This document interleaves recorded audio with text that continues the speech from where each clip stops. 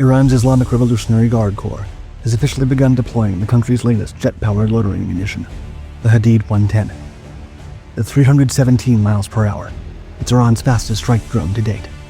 But speed shows up in another way, too. The platform went from closed unveiling to field exercises in weeks.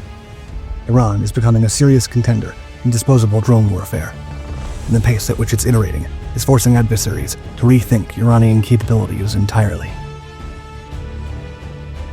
The Hadid 110 drone, also called the Dallahu, first appeared in early 2025 during a closed meeting between Supreme Leader Ayatollah al-Khamenei and senior defense officials. Only a few weeks later, it turned up in a multi-day counterterrorism exercise in East Azerbaijan province. This lightning-fast turnaround suggests the army wants this platform operational as soon as possible, and that leadership thinks the design works. According to local media, the Hadid 110 runs on a compact jet engine and carries a 66-pound warhead. Has a range of about 217 miles and can stay in the air for roughly an hour before impact. The Dallahu borrows stealth-focused design elements, such as an angular airframe and a delta wing, from modern cruise missiles and Western low-observable aircraft. Engineers built the drone with a lightweight structure that scatters radar waves rather than bouncing them back, something Iranian commanders hope will help get it through layered air defenses. The launch sequence mirrors other Iranian one-way attack drones. A rail-mounted rocket booster accelerates the airframe off its launcher before the jet engine ignites mid-flight and takes over. But at 317 miles per hour, paired with a ceiling near 30,000 feet, the Hadid 110 is almost unreachable for drone interceptors. Most of these defensive measures max out at around 15,000 feet, which means anything trying to stop them needs to be a fighter jet, a long-range surface-to-air missile, or a much larger, more expensive interceptor drone. According to Tehran Times, the Hadid 110 is designed for destroying sensitive targets, like air defense systems, command centers, radars, and critical infrastructure. But this model didn't emerge from nowhere. Rather, it's the latest step in a drone program Iran has been refining for a long time now. For more than a decade, Iran built a drone program that most Western analysts dismissed as crude for years. Now, what began as a domestic defense project seems to have turned into something more substantial, a regional tool, and a large export product line that's arguably reshaping how some conflicts are fought. Iran exports unmanned aircraft across the Middle East.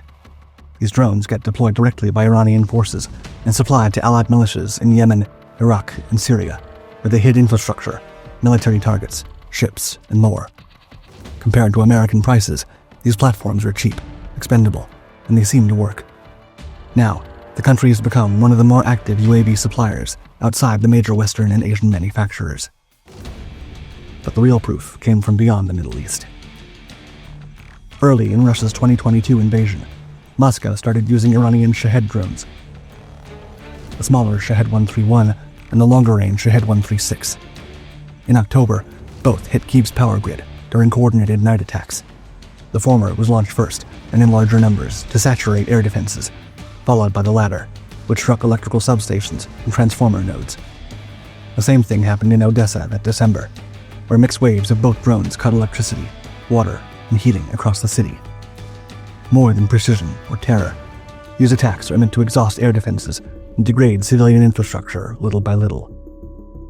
With this product line, Tehran can threaten its adversaries indirectly, all without risking the lives of actual pilots. It doesn't have to publicly claim responsibility, and uses platforms that slip under the radar of air defenses designed to stop fast jets and cruise missiles. Though the nation's army maintains that its drone technology serves defensive purposes and vehemently denies involvement in direct combat operations abroad. The United States has repeatedly sanctioned Iranian drone manufacturers and procurement networks for supplying their technology to Russia and other armed groups across the region.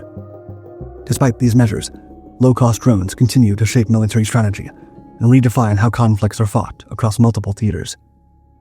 But now, America has turned precisely that on its head. In December 2025, the United States military made an unusual announcement. America's newest weapon system was a copy of an Iranian drone. U.S. Central Command, which oversees military operations in the Middle East, deployed the first one-way attack drone squadron to the region. Task Force Scorpion Strike, roughly 24 personnel, now operates the low-cost uncrewed combat attack system, or LUCAS. The platform is a reverse-engineered version of Iran's Shahed 136, captured, dismantled, and rebuilt by American engineers. SpectreWorks, an Arizona-based firm, developed Lucas in partnership with the U.S. military. The platform runs about 10 feet long with an 8-foot wingspan. According to Admiral Bragg Cooper, U.S. Central Command commander, quote, "This new task force sets the conditions for using innovation as a deterrent. Equipping our skilled warfighters faster with cutting-edge drone capabilities showcases U.S. military innovation and strength.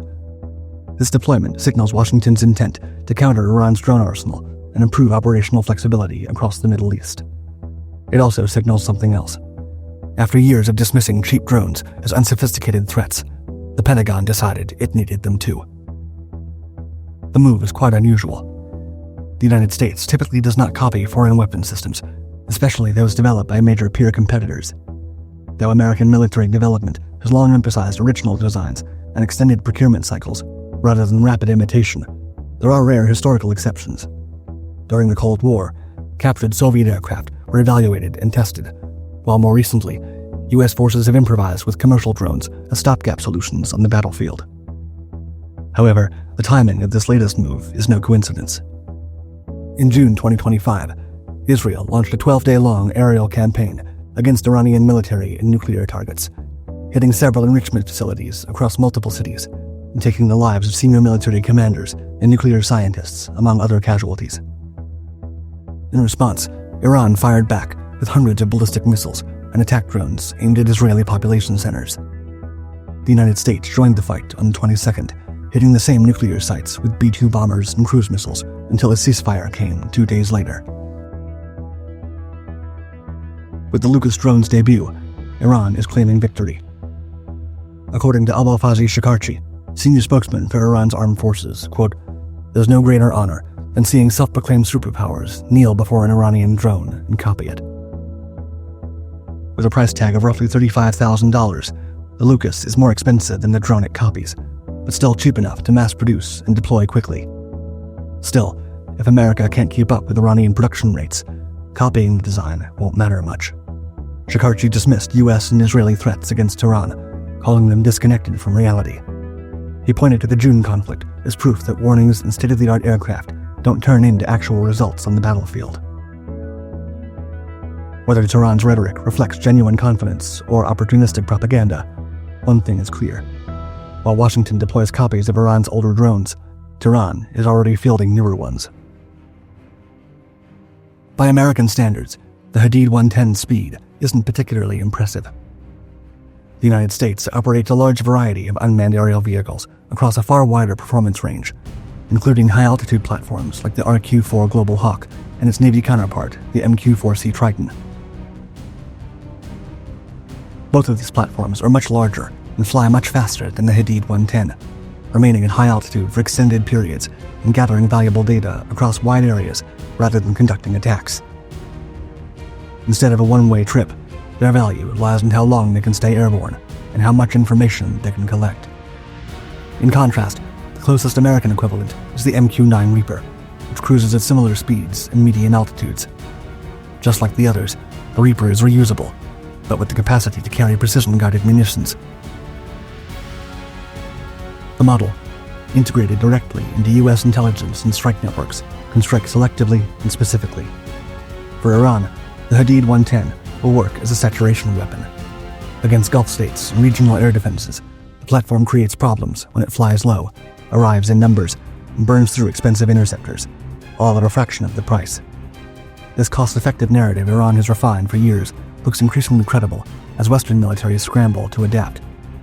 The Hadid 110 adds yet another layer to an arsenal that has already influenced global military planning. It blends speed, shaping, and expendability into a package that Iran appears determined to deploy more widely. And the timing matters. Tehran unveiled it just as Washington was reverse engineering their older model. As America rushes to deploy its first squadron of copied Shaheds, Iran fields a jet-powered successor that's faster, stealthier, and already in testing.